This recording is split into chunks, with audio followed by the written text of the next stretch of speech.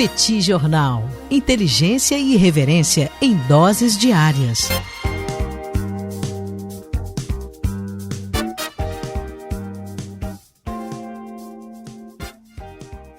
Olá, gente. Bem-vindos, bem-vindas ao Petit Jornal. Esse é o bate-papo número 804. Estamos gravando numa live no YouTube do Petit Jornal. São exatamente 9 horas e 22 minutos da manhã de segunda-feira, 24 de fevereiro de 2025.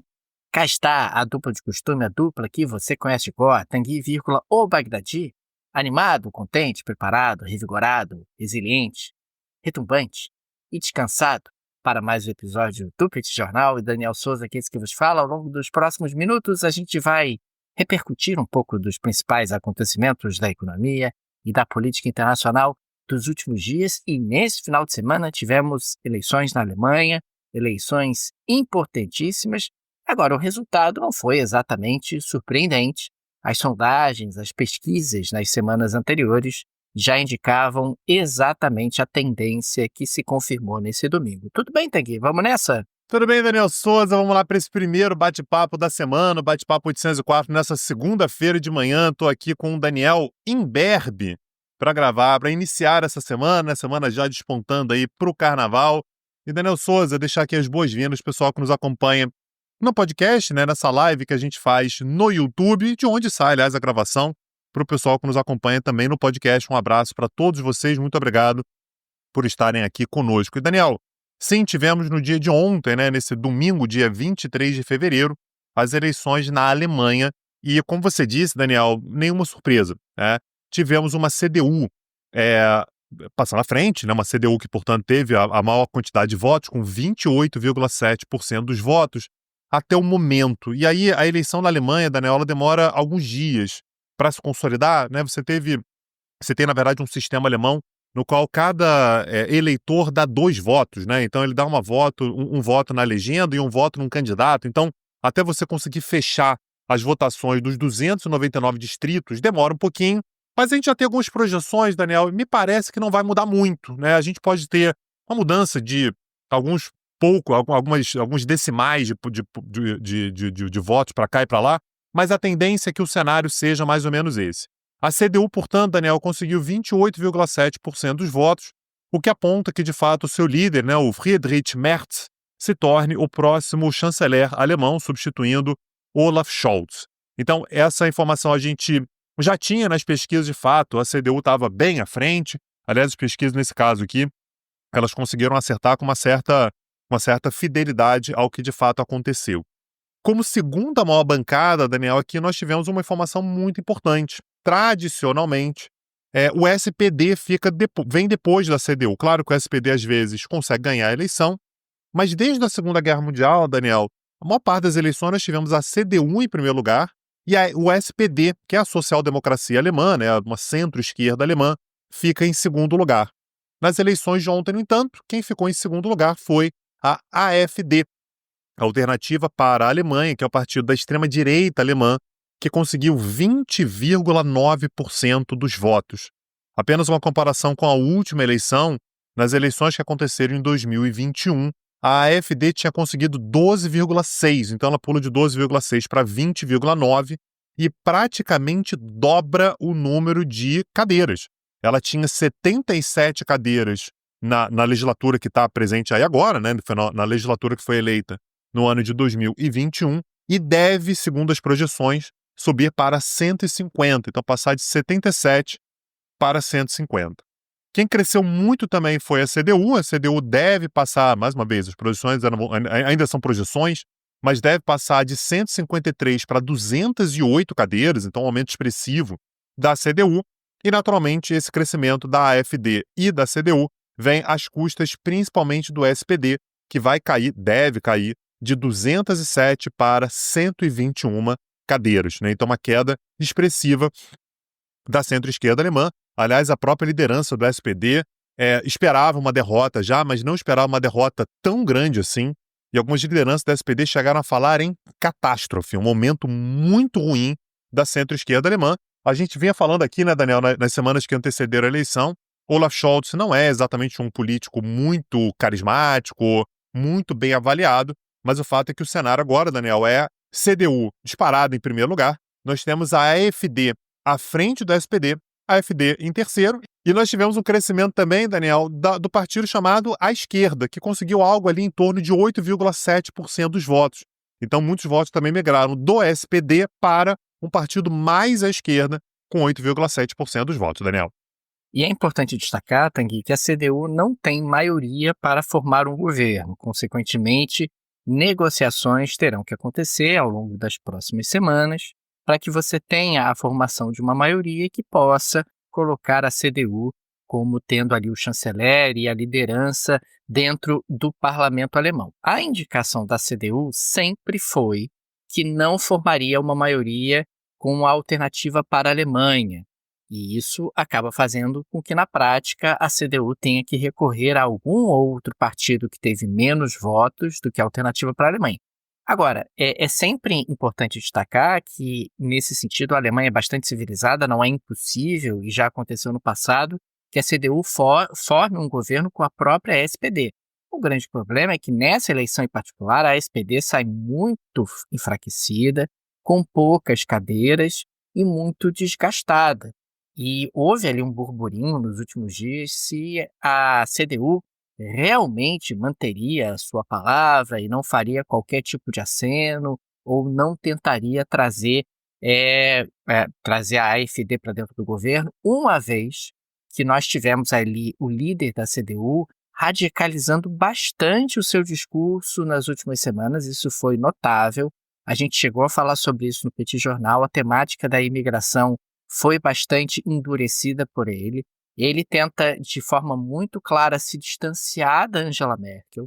Angela Merkel, que é do partido dele e que sempre teve uma postura em relação à imigração bastante aberta, quer dizer, sempre manteve ali a Alemanha de portas abertas a imigrantes, incluindo aí refugiados. A Alemanha recebeu uma grande quantidade de pessoas durante os governos dela, mas me parece que o que aconteceu com a SPD foi uma tempestade perfeita. Quer dizer, uma liderança, um Olaf Scholz muito fraco. Ele é fraco, é disso que se trata. Ele é um líder fraco, ele não tem carisma, ele não tem liderança, ele nunca conseguiu despontar como um líder europeu, nem como um líder dentro da própria Alemanha. Ele enfrentou um período extremamente turbulento, com uma guerra entre Rússia e Ucrânia, inflação, desorganização das cadeias globais de valor, e ele não teve capacidade de enfrentar de forma clara esse novo cenário. Quer dizer, e ele está sendo punido nas urnas por isso, e você tem aí a volta da CDU, mas vamos ver qual arranjo que a CDU vai construir para governar. Agora, essa questão que você falou, Daniel, de que existe um compromisso da CDU de não fazer qualquer composição com a AfD, a própria Alice Weidel, que é a líder da AfD, está tentando construir um cenário que se mostrou exitoso com duas outras lideranças femininas europeias, a Giorgia Meloni e a Marine Le Pen. Quer dizer, Marine Le Pen não é uma liderança nacional, mas é uma líder partidária, e ambas estão fazendo um esforço para moderar um pouco a sua imagem, para mostrar que elas são palatáveis e tal, e a Alice Weidel, ao longo dos últimos dias, adotou um tom mais ou menos parecido. E aí ela deu uma declaração no dia de ontem, Daniel, que disse que a AfD está pronta para participar do governo. Nossa mão está sempre estendida à Alemanha, num recado à CDU. A gente sabe, Daniel, que o Merz, o líder da CDU, que vai ser, se nada de muito diferente acontecer, vai ser o próximo chanceler, ele faz alguns acenos no sentido de tentar conseguir o eleitorado, pelo menos, da AfD, tentar rivalizar ali com o eleitorado mais conservador. E isso coloca muito em questão o que vai acontecer com o chamado Brandmauer. Brandmauer é a porta antifogo, que é um termo utilizado dentro da CDU que a gente, da CDU, enfim, os outros partidos alemães, a gente precisa ter uma porta antifogo contra a extrema-direita. A extrema-direita ela não pode chegar no governo, não pode chegar perto. Então a gente precisa de uma porta de segurança e do lado de lá a gente não vai. Como você disse, Daniel, há uma expectativa, portanto, pela formação de um arranjo que é chamado de grande coalizão. A grande coalizão é quando você tem um governo que é formado pela CDU e pelo SPD. Não é uma novidade, isso já aconteceu algumas vezes, inclusive a própria Merkel governou em diversos momentos com uma grande coalizão, mas como a SPD vem muito fraca, ela saiu muito enfraquecida dessa eleição, Não dá para saber ainda se juntando CDU e SPD você consegue montar um governo. Então, nesse momento, qual é a espera? A CDU está esperando se o Partido Liberal, que é o FDP, vai conseguir passar da cláusula de barreira. Então, na Alemanha, para você ter presença no parlamento, você precisa de pelo menos 5% dos votos. Segundo as perspectivas de ontem, Daniel, o FDP estava ali com cerca de 4,5%. Então, é possível que o FDP, que é um aliado tradicional da CDU, não consiga sequer ter representação no parlamento. Então, o que está se imaginando agora é que talvez um caminho para evitar a AfD seria a CDU se associar ao SPD e aos Verdes. E aí isso é chamado, né, quando isso acontece, de coalizão Quênia, né, porque você tem a CDU, que usa a cor preta, o SPD, que usa a cor vermelha, e os Verdes, que usa a cor verde, naturalmente. Então, formaria ali as cores da bandeira do Quênia, seria uma possibilidade. Qual é o problema? A CDU, principalmente com a liderança do Merz, ela quer se afastar dessas pautas ambientalistas, são pautas que, naturalmente, são muito caras para os verdes, a questão da migração. Aliás, uma frase que me chamou a atenção do Merz ontem, né, foi ele dizendo que a esquerda acabou. Então, é curioso, né, Daniel, porque você está tentando se aproximar, vai ter, assim, a expectativa é que você se aproxime do SPD, que é de centro-esquerda, e dos verdes, né, que são de centro-esquerda também, e ele diz que a esquerda acabou. Aliás, uma declaração que a gente teve foi muito curiosa, foi o próprio Trump, né, dizendo que é um grande dia para a Alemanha. Tem a impressão, Daniel, que quando o Trump diz que é um grande dia para a Alemanha, ele não está falando da vitória da CDU, né? Ele está falando muito mais sobre o crescimento da AfD. Então a gente vai precisar de alguns dias ainda para entender como é que vai estar o cenário na Alemanha para a formação do próximo governo. Esse xadrez não é simples, né, Tanguy? Porque realmente você, CDU, trazer para dentro do governo uma SPD enfraquecida e os verdes, que claramente a pauta verde na Alemanha tem perdido força ao longo dos últimos anos, particularmente depois do encarecimento da energia, depois da guerra entre Rússia e Ucrânia, depois de uma série de situações que têm impactado a vida das pessoas, não é um movimento tão simples assim. Existe ali uma preocupação de setores da CDU, olha, se a gente trouxer essa galera para dentro do governo, isso pode desgastar a CDU. Quer dizer, pode começar a nos confundir com eles, e eles estão bastante fragilizados, pelo menos é isso que as urnas têm sugerido.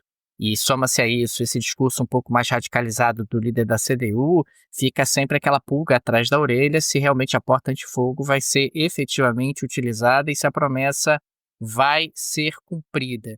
Agora, a AfD tá louca para entrar no governo, né?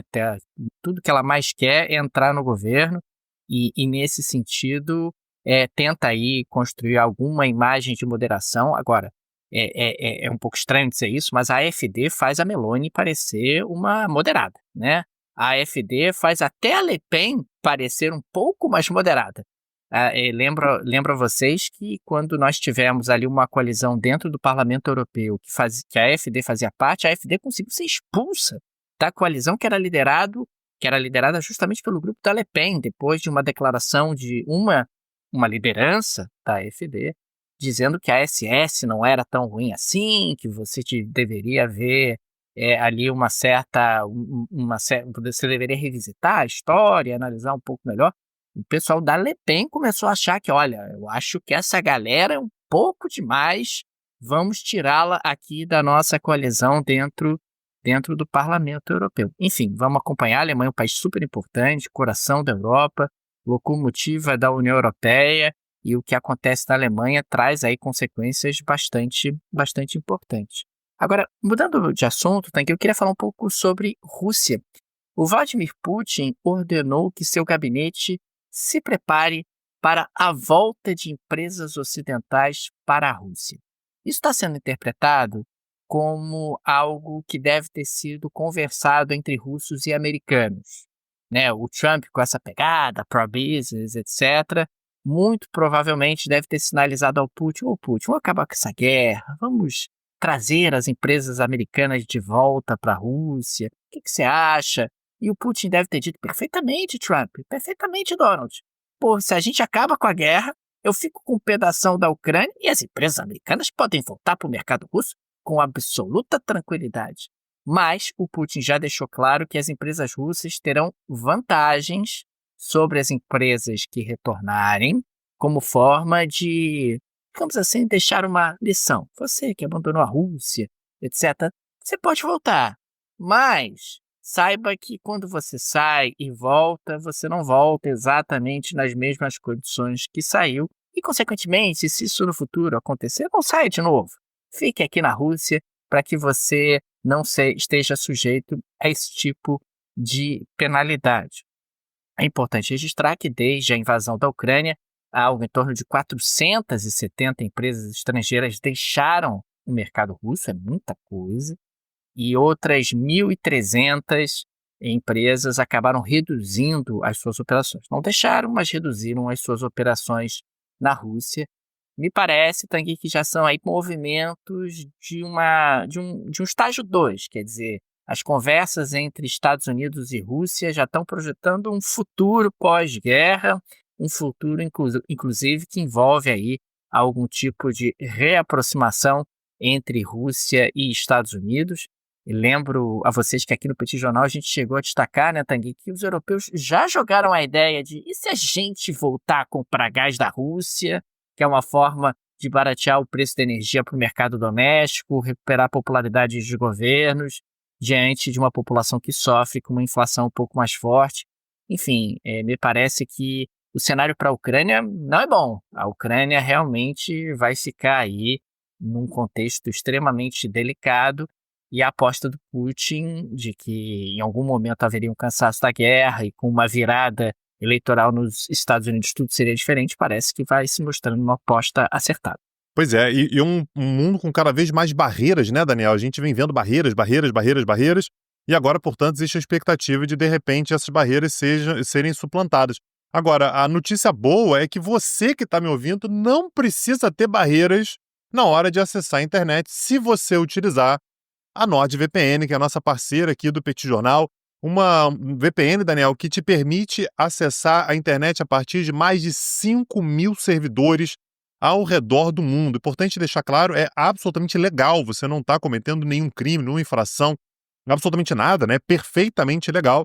E você consegue, portanto, proteger os seus dispositivos, né? Seja o seu computador, seja o seu celular, ou enfim, seu tablet, qualquer aplicativo, qualquer dispositivo com o qual você acesse a internet, e ainda consegue uma série de vantagens, né, Daniel? Na hora de comprar passagens aéreas, por exemplo, dá uma olhada como é que está essa passagem aérea, o preço da passagem aérea de diferentes lugares ao redor do mundo, né? Às vezes você vai conseguir um preço melhor, você consegue também olhar hotéis, né, também com preços melhores.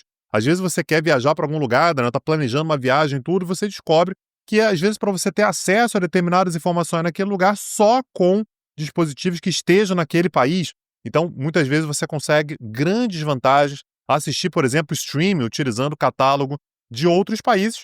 Além, Daniel, isso aqui é o que mais me atrai quando a gente fala sobre o NordVPN, questões relacionadas à segurança, né? Você consegue, de fato, garantir uma proteção dos seus dados, da sua privacidade, tudo utilizando a NordVPN. E aí, Daniel, a grande vantagem disso aqui tudo, além de todos os benefícios que você tem ao utilizar a NordVPN, você consegue ainda, utilizando o link que está na descrição desse episódio, você consegue 4 meses adicionais gratuitos em cima da assinatura da NordVPN, além de conseguir um descontaço na hora de fazer a assinatura. Então, acessa lá, o link está na descrição desse episódio. NordVPN garante segurança, uma série de vantagens para você acessar a internet da melhor maneira possível. E, Daniel, a gente está, no dia de hoje, completando 3 anos da guerra da Ucrânia, né? A guerra da Ucrânia começou exatamente no dia 24 de fevereiro de 2022, né? Eu sei que, às vezes, a noção de tempo, ela trai a gente, mas já são 3 anos, e você estava falando aí que a Ucrânia está vivendo, de fato, um momento complicado, um momento difícil. E no dia de ontem, Daniel, o Zelensky ele deu uma resposta para aquilo que o Trump vinha dizendo na semana passada, que era que o Trump chegou a dizer que o Zelensky era um ditador, porque não tinha passado por eleições e tal, que é um discurso que o Putin já faz há algum tempo. Importante lembrar, o mandato do Zelensky ele terminou no ano passado, não houve eleições porque o país está sob lei marcial e, portanto, ele acabou prorrogando o seu mandato. O Trump o que é perfeitamente legal, né, Tanguy? Dentro das leis ucranianas. Isso. Então, o Trump utilizou isso até como uma forma de pressão contra o Zelensky, né? A gente está vendo aí uma aproximação muito nítida, muito fácil de ser compreendida entre Trump e Putin. O Zelensky, Daniel, ele resolveu dar uma resposta para isso, dizendo que, olha, não tem apego ao cargo, né? E não pretendo ficar décadas no poder. Ele disse que aceitaria deixar o cargo de presidente da Mas Ucrânia. tem alguém há décadas no poder, Tanguy, nessa equação toda? Você acha? Daí eu fiquei pensando, será que isso foi uma cutucada de alguém, Daniel? Não sei, cara, será? Eu tô pensando É. aqui, quem é que tá décadas no poder? Não sei. Será que teve, Daniel? Pensa aí. Não consigo lembrar de ninguém que está há décadas no poder e que esteja envolvido aí em Naquela toda essa região ali, discussão. né? Não me vem à mente ninguém nesse caso. Eu vou pensar, Daniel, vou fazer uma pesquisa aqui de quanto tempo o pessoal tá no poder aí e tal, ver se tem alguém que esteja, sei lá, desde o século passado no poder, por exemplo. Não deve ter, né? Não é possível que tenha, não deve ter. Mas o Zelensky disse, Daniel, que aceitaria deixar o cargo de presidente da Ucrânia em troca do fim da guerra e da entrada da Ucrânia na OTAN. Então ele disse, abro aspas, se for pela paz na Ucrânia e se realmente quiserem que eu deixe meu cargo, estou pronto para isso. Em segundo lugar, posso colocar a presidência em jogo para a entrada da Ucrânia na OTAN se houver essa oportunidade. Farei isso imediatamente, não planejo estar no poder por décadas. Aliás, Daniel, ele deu uma entrevista relativamente grande nesse domingo agora para a imprensa ucraniana e disse que aceitaria considerar a proposta por um acordo com os Estados Unidos que envolva os minerais, né, as terras raras ucranianas. Né? O Trump ele veio falando sobre isso, que a Ucrânia deveria, em troca da ajuda militar ou de qualquer ajuda, oferecer as terras raras para os Estados Unidos. Ele disse que aceitaria, mas que em troca tropas norte-americanas e de países da Europa Ocidental deveriam ir para a frente de batalha para lutar do lado dos soldados ucranianos. Ora, Daniel, o Putin já disse mais de uma vez que consideraria que isso seria uma declaração de guerra. Se soldados americanos, soldados de países da Europa Ocidental vierem aqui para a fronteira com a Rússia, para a Ucrânia e tal, isso será considerado uma declaração de guerra. Aliás, no meio dessa quizumba toda, né, dessa movimentação diplomática e tudo, o Putin está aproveitando também para fazer ataques muito grandes contra a Ucrânia. Nesse final de semana, Daniel, a Rússia lançou o seu maior ataque único com drones contra a Ucrânia desde o início da guerra. Então, assim, uma única onda de ataques com drones foi a maior desde o início da guerra. As forças russas lançaram mais de 260 drones contra todo o território ucraniano. O que os analistas vêm considerando, Daniel, é que o Putin sabe que o Trump respeita muito demonstrações de força. Se demonstrar força, né, se você demonstrar vigor, coragem, se você for impetuoso, né, isso o Trump valoriza. Isso coloca interlocutores do Trump numa posição de maior valorização. Então, pode ser por isso, ou pode ser, enfim, porque fazia parte da estratégia militar do Putin. O fato é que, no meio dessa história toda, o Putin, isso não foi apenas nesse final de semana, ao longo das últimas 3 ou 4 semanas, a Rússia vem ampliando seus ataques contra a Ucrânia, colocando, portanto, a Rússia numa posição ainda mais favorável em qualquer negociação sobre a guerra, Daniel. Tem que o governo Javier Milei conseguiu barrar no Senado uma CPI, né, uma comissão de investigação sobre o CryptoGate, né, aquele escândalo que tem aí atormentado o Milei ao longo dos últimos dias.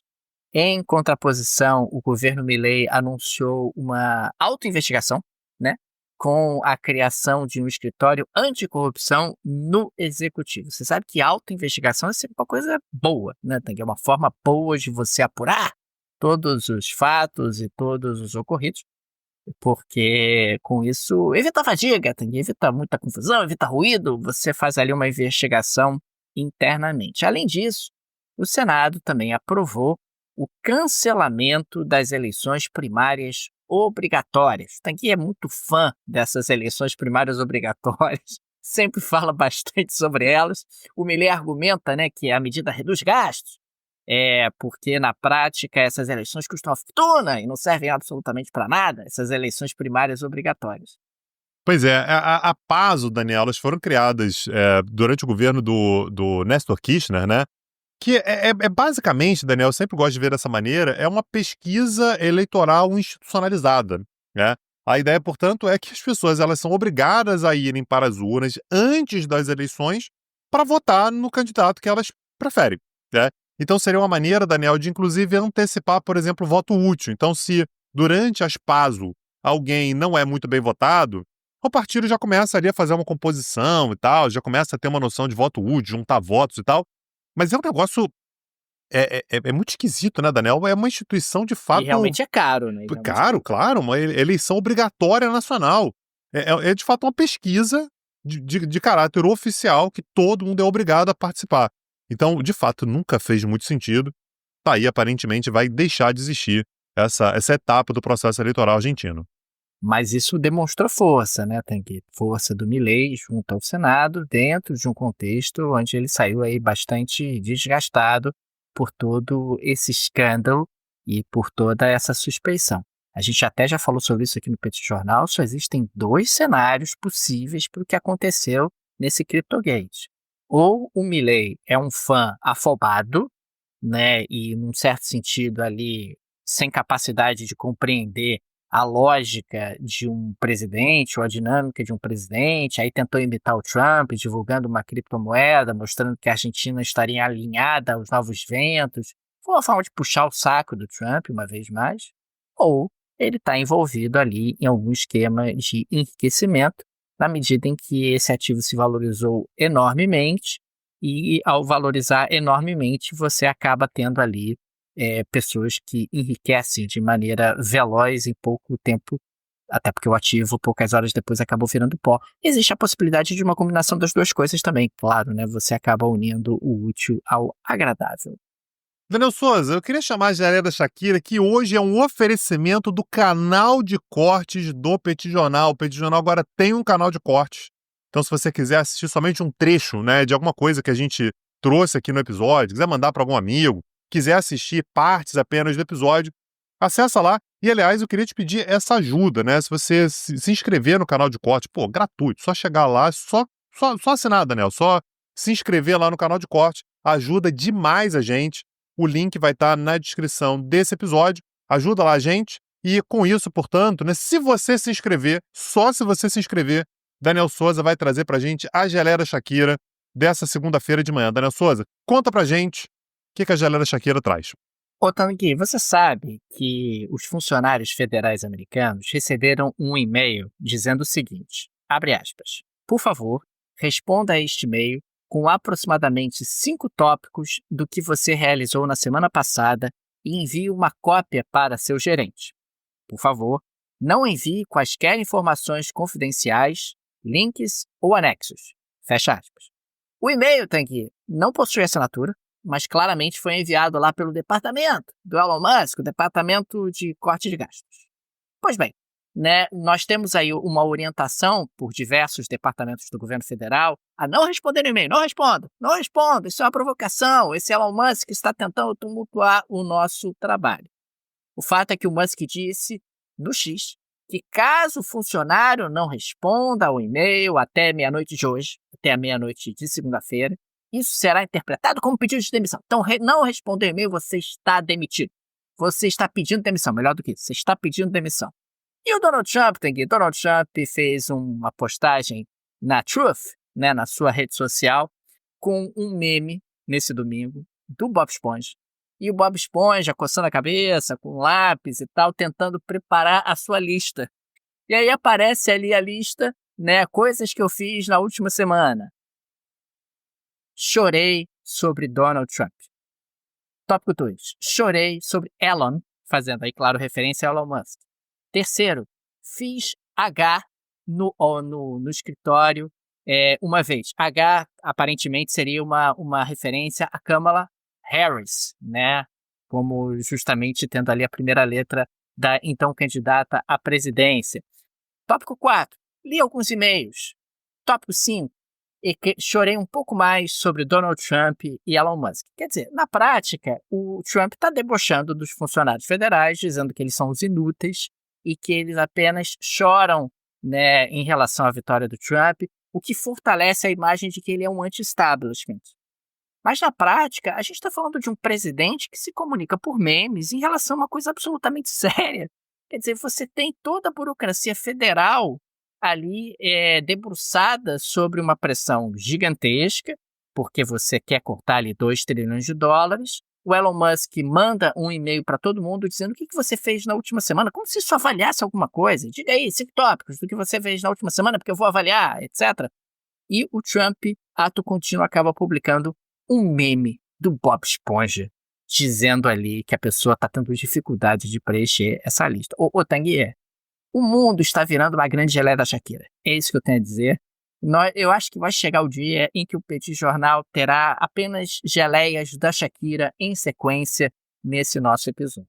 E aí no finalzinho, Daniel, a gente reserva para falar sobre alguma coisa séria, uma guerra, alguma coisa assim. Mas a geleia da Shakira realmente ela tá se espalhando, Daniel. Parece uma geleia meio líquida, né, Daniel? Ela vai se espalhando pelo episódio. Daqui a pouco realmente vai ter que ter o aumento da carga de geleia. Daniel Souza, dito isso, a gente vai chegando aqui no fim de mais esse episódio. E quero lembrar, Daniel, que no meio dessa história toda, se você quiser saber um pouco mais sobre como é que estão os Estados Unidos na prática, né?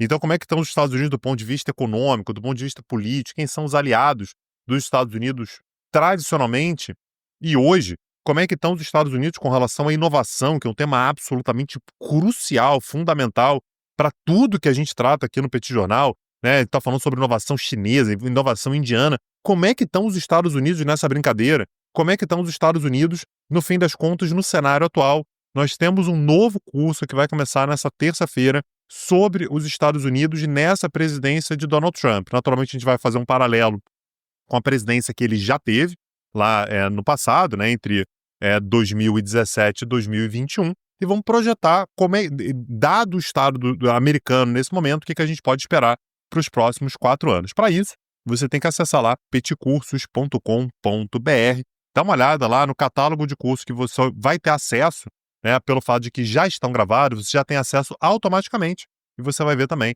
as aulas que você terá no futuro, um curso sobre Estados Unidos, Daniel. Fica aqui também o nosso agradecimento aos apoiadores e apoiadoras do Petit Jornal, vocês que ajudam a manter esse projeto de pé. Fica o nosso carinho, o nosso abraço, o nosso muito obrigado a cada um de vocês. O Petit é uma mídia pequena, não tem nenhum conglomerado por trás, nenhuma produtora por trás, e por isso a ajuda de nossos apoiadores é tão importante. Fica aqui o nosso genuíno agradecimento. Fica também o convite para você que ainda não é apoiador, não é apoiadora do Petit Jornal, se tornar. No descritivo desse episódio tem várias alternativas. Você pode fazer um Pix para o Petit Jornal, chave no descritivo, uma forma prática e instantânea de apoiar o Petit. Pode, inclusive, ativar o Pix recorrente. Tem também o link para o Apoia-se e para o Patreon, para quem vive no exterior. Tenho certeza que uma dessas alternativas será confortável para você. Ainda hoje tem mais um episódio, a gente grava às 21 horas, vai chegar aí no seu feed, caso você esteja assistindo a gente, ouvindo a gente pelo podcast. Nos vemos, um abraço e até a próxima, gente. Valeu! Tchau, tchau! Petit Jornal. Inteligência e irreverência em doses diárias. Acesse www.petitjornal.com.br.